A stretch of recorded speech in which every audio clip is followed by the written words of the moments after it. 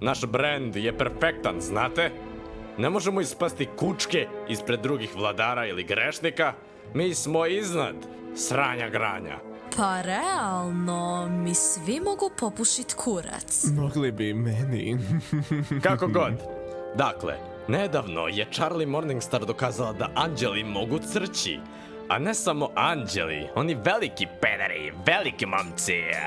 Pa, naravno će biti dobrica i reći: a ne, mi smo svi prijatelji, džaramo jedno drugom šupak. Ali možemo preokrenuti ovo. Možemo uzeti reputaciju hotela i od pakla na nadu i napravimo paklenu revoluciju protiv raja. S nama, na vrhu, a? Nećeš mi vjerovati, ali ne razumem kurca. Dobro, iz početka. Sad ću malo lakše.